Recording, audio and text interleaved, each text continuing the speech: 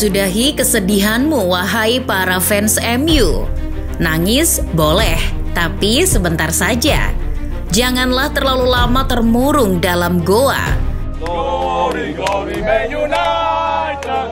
Glory, glory, Man United. Kekalahan memalukan dari Liverpool itu hanyalah satu pertandingan. Itu hanya bernilai 3 poin, tidak lebih. Artinya masih banyak pertandingan yang harus dijalani dengan penuh tekad. Tentu saja demi impian meraih Tsunami Trophy. Kini alangkah baiknya menyusun siasat untuk bangkit dari pelecehan tragis 7-0 itu. Toh bagi Red Devils, secara catatan sejarah terbukti ampuh kalau masalah kebangkitan mental. Hal itu terbukti dari beberapa pembantaian yang dialami sang setan selama ini, di mana mereka selalu bangkit dari keterpurukan itu.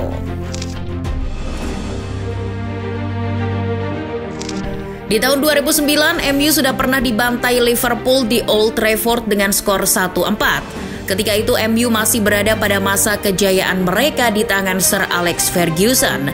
The Reds pergi ke Old Trafford menantang sang juara bertahan Liga Inggris waktu itu. Namun di luar dugaan, Liverpool tiba-tiba tampil mengejutkan. Tetapi setelah kekalahan memalukan itu, MU justru bangkit. Fergie selalu bilang ke anak asuhnya bahwa kita harus selalu bereaksi dengan cepat untuk bangkit, dan itu adalah hal yang harus selalu ada dalam diri kita. Hasilnya terbukti, MU bangkit di laga lanjutan Liga Inggris berikutnya. Bahkan hingga akhir musim, dengan catatan 8 kali menang, 1 kali seri dan 1 kali kalah. Berkat itu mereka akhirnya mampu kembali menjadi juara Liga Inggris.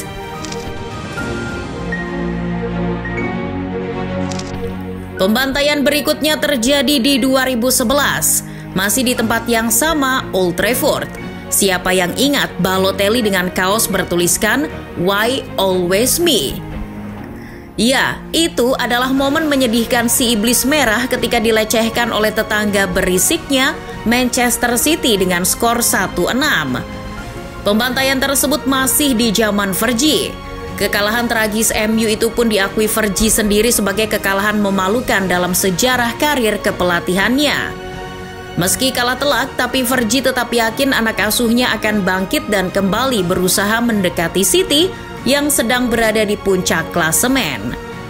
Kami akan kembali ke jalur juara.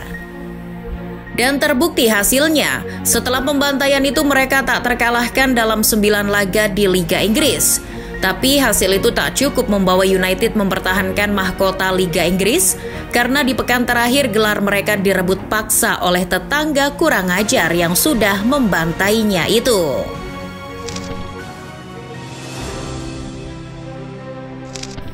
Begitupun yang terjadi di zaman pelatih Lord Moyes. Pembantaian itu terjadi 2 kali oleh City dan Liverpool.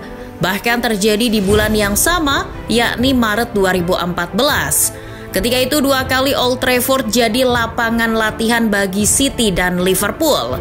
Liverpool dan City kompak membantai MU dengan skor yang sama 0-3.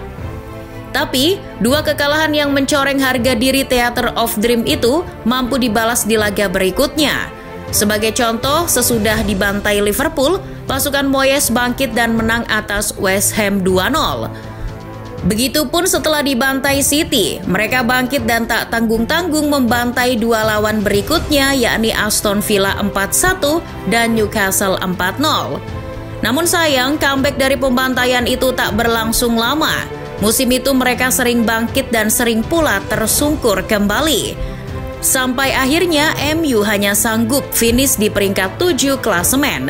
Dan puncaknya, Moyes pun dipecat.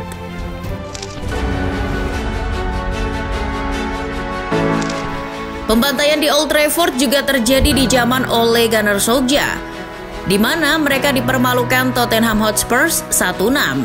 Skor mencolok itu terjadi di zaman The Lillywhites masih dilatih mantan juru taktik MU, Jose Mourinho.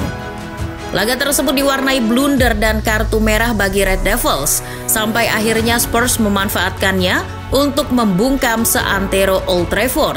Sang juru taktik Ole Gunnar Solskjaer pun mencoba membangkitkan mental anak asuhnya dengan cara berkaca pada pembantaian yang pernah dialami MU dulu di zaman Fergie. Saya mengakui ini hal terburuk dalam karir saya, namun ini bukan hari yang terburuk. Kita belajar dari hal terdahulu bahwa kita mampu cepat bangkit. Benar saja semangat Ole itu akhirnya mujarab. MU sejak pembantaian Oktober 2020 itu hanya kalah 4 kali sampai akhir musim. Bahkan di laga setelah itu, MU balik membantai Newcastle 4-1. Berkat kebangkitan itu, akhirnya Ole mampu membawa Setan Merah finish sebagai runner-up Liga Inggris.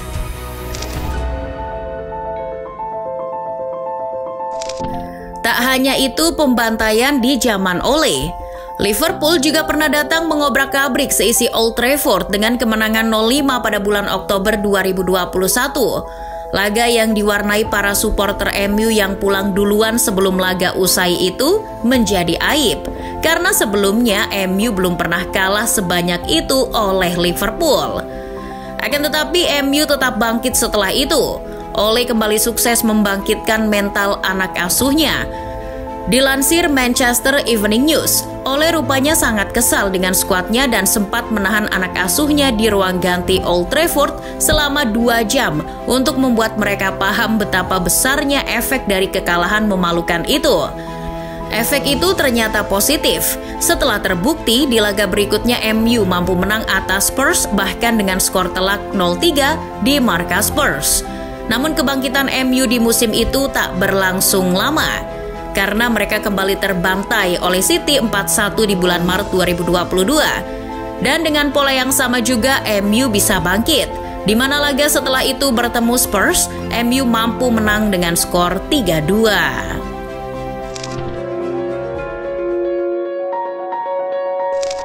Nah, di musim ini bersama Ten Hag mereka juga shock di awal musim ketika dihadiahi 4 gol oleh tim mediocre macam Brentford. Hal yang sangat memalukan bagi pelatih baru yang digadang-gadang menjadi juru selamat MU. Atas dasar itulah Ten Hag mengevaluasi penuh timnya dengan tak segan memberikan hukuman. Ten Hag marah pada timnya yang loyo dan hanya berlari sepanjang laga sejauh 95,6 km. Untuk itu, Ten Hag berupaya menghukum seluruh pemain MU berlari sejauh 13,8 km di sesi latihan hari libur pertamanya setelah kekalahan itu. Hukuman itu benar-benar efektif. Hasilnya terbukti, setelah laga itu MU bangkit dan sapu bersih kemenangan di 4 laga Liga Inggris secara beruntun.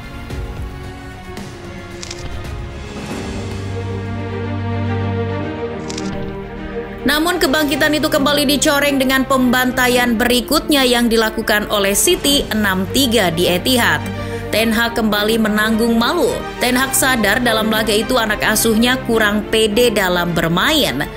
Kata Ten Hag, mereka seperti minder duluan sebelum mereka berjuang penuh selama 90 menit. Baginya, ini adalah pelajaran. Ia pun berterima kasih pada City dan Pep bahwa skuadnya diingatkan bahwa masih jauh levelnya dibanding City.